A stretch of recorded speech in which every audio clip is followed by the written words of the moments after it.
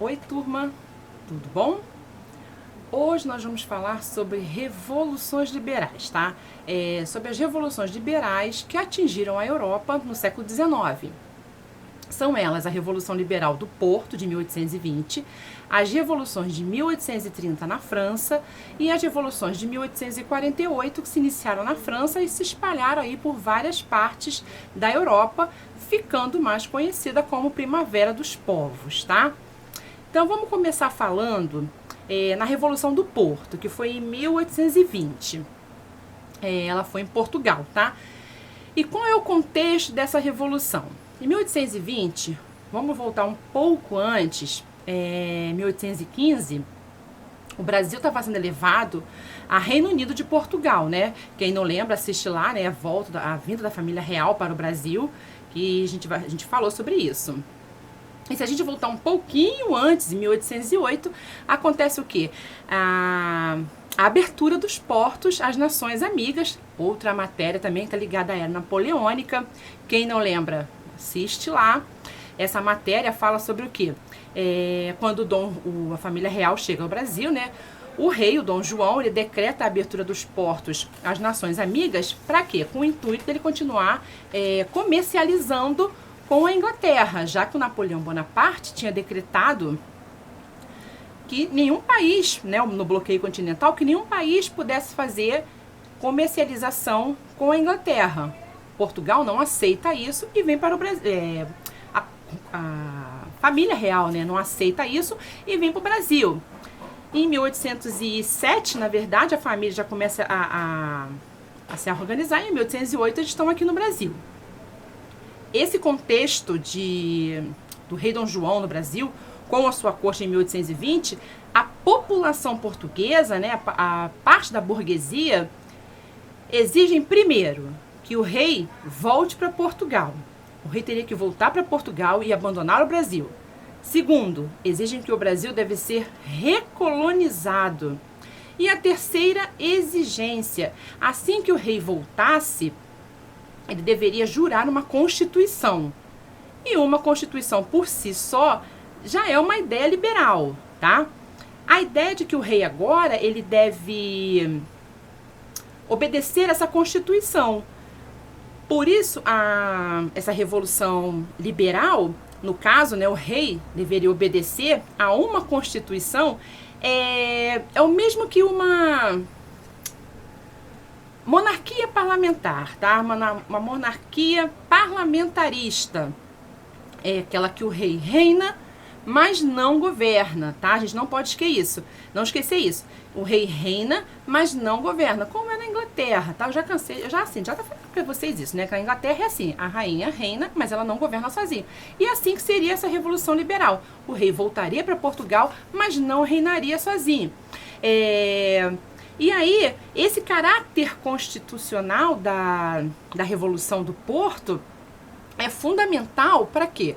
Para que a gente consiga entender ou perceber a ideia de liberalismo, né? Ou seja, repetindo, o rei vai voltar para Portugal, só que ele não vai reinar sozinho, ele vai ter uma constituição que determine, na verdade, o veredito final daquilo que fosse criado, tá?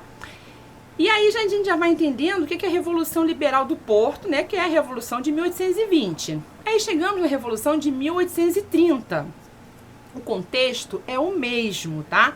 No geral, é o mesmo, um pouco antes dessa data. A gente voltando um pouco, nós vamos ter a Revolução Francesa.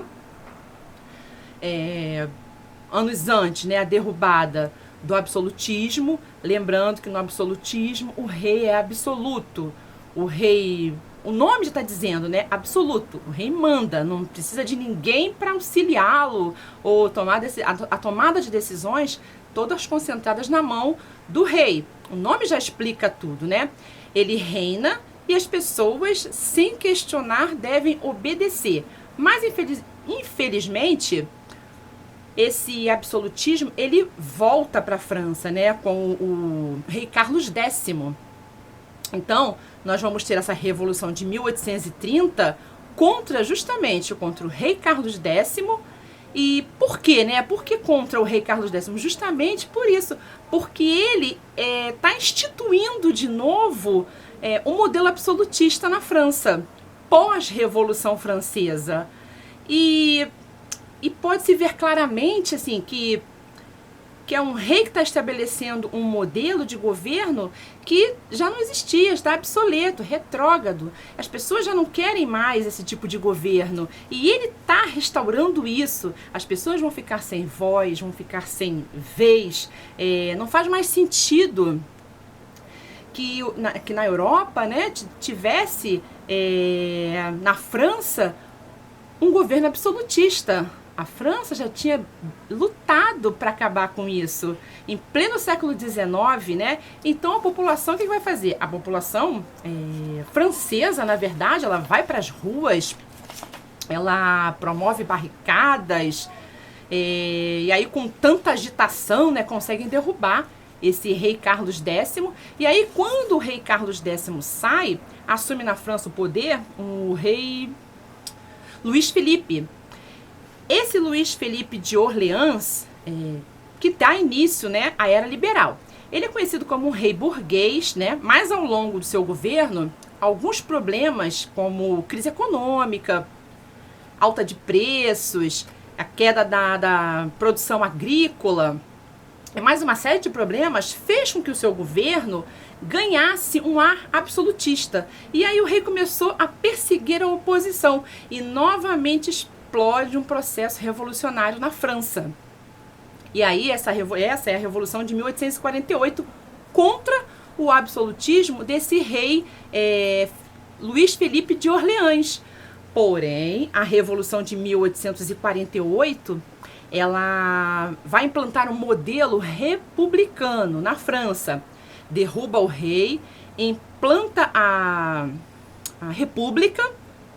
E essas ideias acabam se espalhando pela Europa, levando aí uma série de princípios pela Europa, né? Princípios liberais, princípios nacionalistas, princípios socialistas também, tá? Esses princípios vão se espalhando pela Europa e fazem com que esse período fique conhecido como a Primavera dos Povos, que era uma onda revolucionária, liberal, nacionalista e socialista, que começa na França e acaba aí ganhando proporções imensas por toda a Europa, tá? Eu espero que vocês tenham entendido. Fiquem com Deus.